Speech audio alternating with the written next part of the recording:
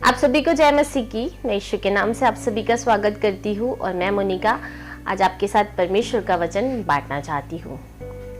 हमारे जीवन में वचन पढ़ना बहुत ही महत्व रखता है, क्योंकि हम जब रोज़ाना परमेश्वर के वचन को पढ़ते हैं और उस पर ध्यान लगाते हैं तो हम अपने जीवन में परमेश्वर के सम्मुख जाते हैं। परमेश्वर को और परमेश्वर की बातों को हम अपने जीवन में समझ पाते हैं, क्योंकि परमेश्वर ने हमें अपनी आज्ञाएं, अपनी आश्चर्य कर्मों को और अपनी बहुत सी ऐसी गुण भरी भेद भरी बातों को बाइबल के थ्रू हमें दिया हुआ है।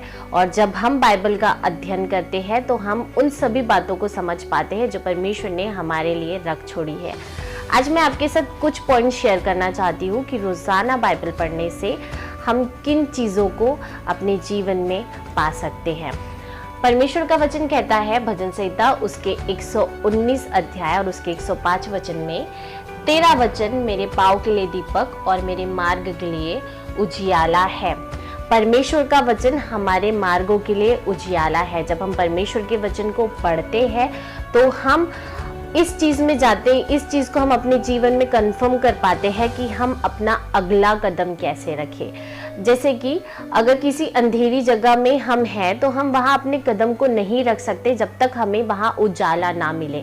वैसे ही इस पृथ्वी पर रहते हुए अगर हम परमेश्वर के वचन को रोज़ाना पढ़ते हैं तो हम इस चीज़ को अपने जीवन में कंफर्म करते हैं कि हमें अगला कदम कैसे रखना है, क्योंकि परमेश्वर का वचन हमारे पाँव के लिए दीपक और हमारे मार्गों के लिए उजियाला है।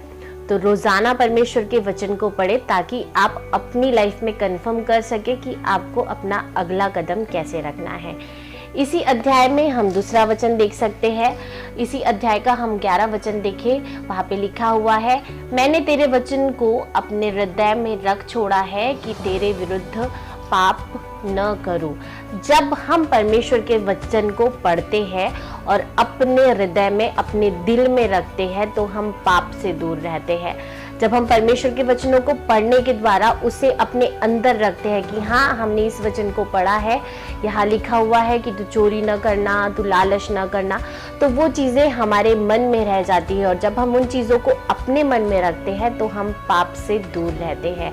तो रोज़ाना परमेश्वर का वचन पढ़ने के द्वारा हम अपने जीवन को पाप से दूर रखते हैं। वही हम एक वचन देख सकते हैं, यूहन्ना उसका 15 अध्याय उसका 7वां वचन। यहाँ परमेश्वर का वचन कहता है, यदि तुम मुझ में बने रहो और मेरा वचन तुम में बना रहे तो जो चाहो मांगो और वह तुम्हारे लिए हो जाएगा। परमेश्वर का वचन पढ़ने के द्वारा, परमेश्वर में बने रहने के द्वारा हम जो चाहते हैं और उसे अगर हम परमेश्वर से मांगते हैं तो वो हमारे लिए हो जाता है।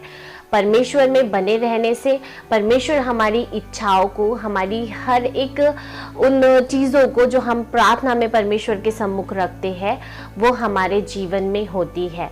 तो परमेश्वर में बने रहने से, हम परमेश्वर के वचनों को पढ़ने से हम अपने जीवन में अपनी इच्छाओं को जो हम चाहते हैं वो परमेश्वर के द्वारा हमारे जीवन में पूरी होती जाती है। तो परमेश्वर के वचन को पढ़ते रहिए ताकि आपके मार्गों में उजियाला हो, आप पाप से दूर रहे और आपकी मन की इच्छाएं, आपकी हर एक ऐसी प्रार्थनाएं जो आपके जीवन में रुकी हुई है वह पूरी हो। परमेश्वर ने अपना वचन हमें दिया है ताकि हम उसे पढ़कर परमेश्वर में बने रहे और परमेश्वर के साथ साथ चलते रहे। तो परमेश्वर का वचन पढ़े और परमेश्वर में आशीषित होते जाएं। God bless you all. Shalom.